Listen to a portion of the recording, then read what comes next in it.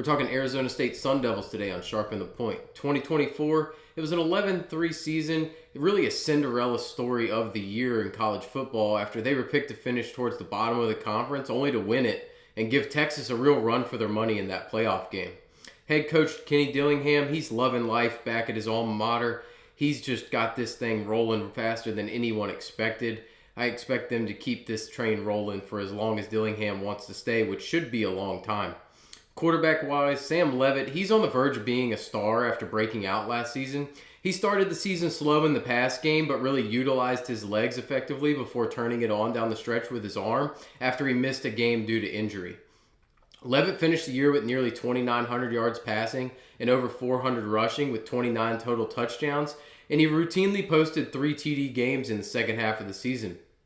He was heavily aided by an imposing run game, but he ran the offense to near perfection for what he was asked to do, taking full advantage of the opportunities that were presented to him.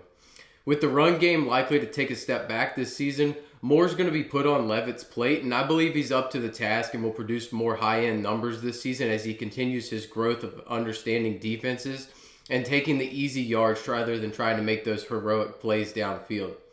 Jeff Sims, he's going to return for his final season as the backup, but they're going to hope he never or rarely ever sees the field, as in his lone start last season, it was an absolute abomination, much like the majority of his career has been. We know he can run, he's just an athlete, but the rest of his game leaves a ton to be desired.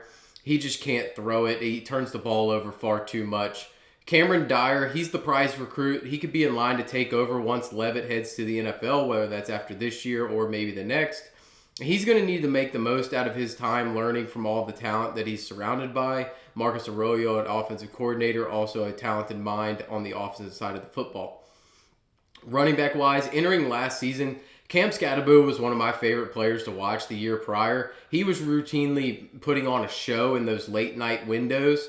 And he was the entire offense that season, running, catching, and passing on just a team that gave him zero help whatsoever. He lined up routinely in the backfield as the quarterback and just did it all. It really came together for him last season as he posted Heisman consideration numbers and got the national attention he actually deserved, posting over 2,300 total yards and 24 touchdowns. He was a dynamic playmaker who could get the edge on one play and run you over on the next. I particularly noticed that he shakes his head after he hits somebody all the time. I originally worried about concussions, but the more that I watched him, I realized that that's just his tick after he has a play. Sadly for us, Skattebo, he now heads to the NFL, and he's going to be impossible for one man to replace in this backfield.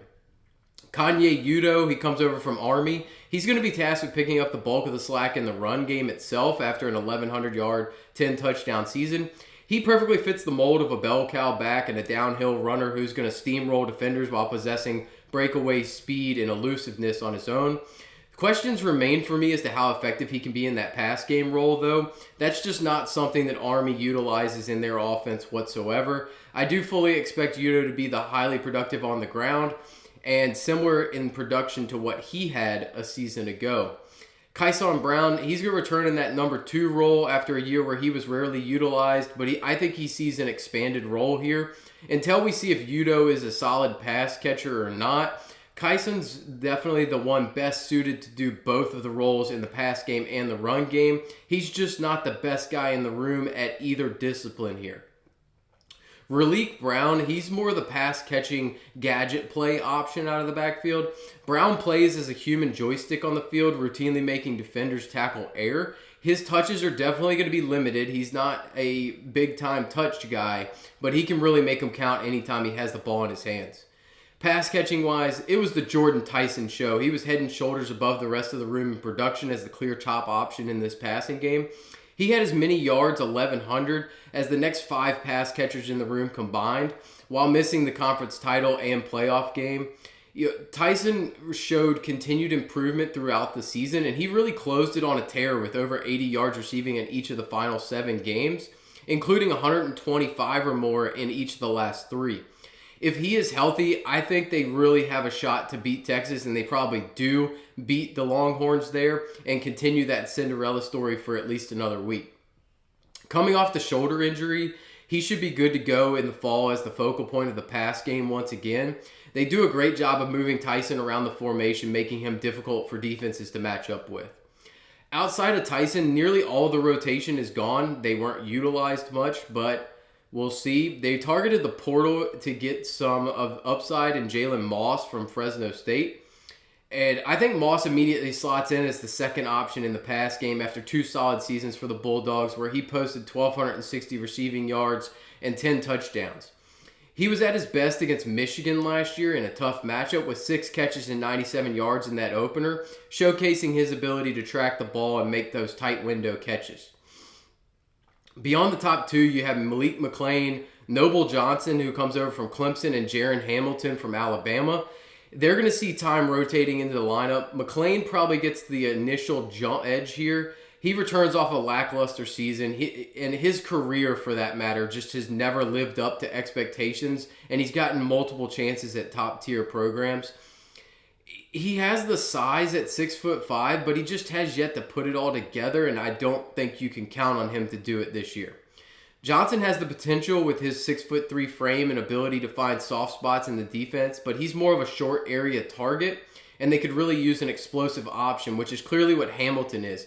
He's bar none the one with the most potential here to seize a bigger role, and he has plenty of speed, and he could be a nice complement to the top 2 options as a deep threat that can really take the top off the defense and open space for those guys to operate underneath.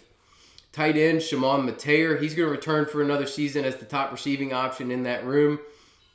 He hauled in 5 touchdowns a year ago. He's a useful red zone threat. And what Mateer isn't is a great blocker, but really for my purposes, I'm looking for him to catch passes and accumulate points on a fantasy team here. O-line-wise, the line returns all 5 starters from a unit that it was not composed of the most individually talented players. They're not high draft picks necessarily, but it was one that succeeds as a cohesive unit. It was one of those that it was put together well, they gelled well, and one of the better ones in the country at that. You know, they play well together, and while Scadaboo masked some of the deficiencies in their run blocking, they were very good at keeping Levitt upright and able to make throws from a clean pocket. It ultimately is a very good unit for this offense, and the continuity is really going to only help them maintain or even elevate their play this season. Defensive line-wise, stuff in the run game and making offenses one-dimensional was the key to the defense last year, and it really all started up front with this line. The bulk of the rotation returns Sands too, but they did add a high upside player in Mykiel Gardner from Oregon, and they returned Anthony Cooper from his ACL injury while maintaining most of the top-end talent here. Defensive tackle CJ Fight, he was the primary source of attacking opposing run games as he clogged up the lanes and forced rushers to bounce into oncoming traffic. Fight was an all-conference selection for his efforts a season ago, and he's really going to combine with Jacob Rich-Kongeka, Zach Swanson, and Gardner to form a good group in that middle. And then on the edge, you have leading sackers Clayton Smith, Elijah O'Neal, and Prince Dorba. They all return with depth behind them to get after opposing passers. Smith and Dorba are the best against the run, while O'Neal really has the most upside of the bunch. I think he can push for double-digit sacks if the game scripts fall the right way. Linebacker-wise, Caleb McCullough, he was the top playmaker and leader on the second level a year ago. His loss is definitely going to be felt this season, but Keyshawn Elliott and Jordan Crook both return after being heavily involved last season, and they're going to team up as just a pair of thumpers in the middle. You love to watch them play. Elliott, he's going to have the biggest load placed on him as he's going to be tasked with picking up the leadership aspects and havoc creation that McCullough provided. And then Martell Hughes and Zyrus Fiuso, they're going to have expanded roles as depth pieces. Hughes, he received good experience as a freshman last season. I think he's going to grow from that. Defensive back-wise, with the lack of ability to run the football, offenses routinely tested this secondary, and they came up on the positive side more often than not by limiting explosive plays and forcing turnovers. Now they do return all of their full-time players with the exception of nickel Shamari Simmons. He's going to be missed as he was a force really in helping to stop that run. The safety tandem of Xavion Alford and Ghost Rouser, they're going to provide an element of comfort for the cover guys to be more comfortable taking chances. Alford is the leader of the defense, and he's a ball hawk who's set to keep improving. And then Keith Abney and Javon Robinson, they make up that corner duo of attacking corners where each recorded 3 interceptions last year. Abney took a big step forward in that season in his first year of full-time action, and he's going to look to do so again as the top guy on the outside. They also added 2 potentially impactful transfers that will contribute to the rotation right away, and Kendrick Breedlove from Purdue and Boogie Wilson out of Washington State. Looking at the 2025 schedule and outlook, the loss of Scadaboo could destroy a team. I'm just a big believer in Levitt and Tyson and their capabilities. They're going to be the primary focus of defenses until the backs and secondary receiving options can really show that they're playmakers in their own right, but I think they're capable of doing so. Ratcheting up the pressure on the quarterback, the opposing quarterback, is really going to help create more takeaways with this secondary. They're very well coached. They tackle well. They're solid fundamentally. And the possibility is that this defense could be better than the offense. It could be one of the best defenses they've had in years here. Schedule-wise, Northern Arizona, a nice, easy, soft win. At Mississippi State, Starkville isn't what it used to be. That's a win. Texas State, that's a win. They just lose too much on offense for me. At Baylor, that's their first true test in my eyes. Baylor returns plenty of talent here. Sawyer Robertson, the run game, they're all stout. I think this is a coin flip game. It's an important one to win for conference purposes, but this is going to be a test. TCU, I would lean win here. I believe TCU is a one-dimensional team with the pass game. I think their run game is still lagging far behind, and their defense is going to struggle with the run, which is something that you're going to match up well ultimately with TCU struggling to stop the run early in the season. At Utah, what a banger of a matchup here. How does Dampier do going up a level?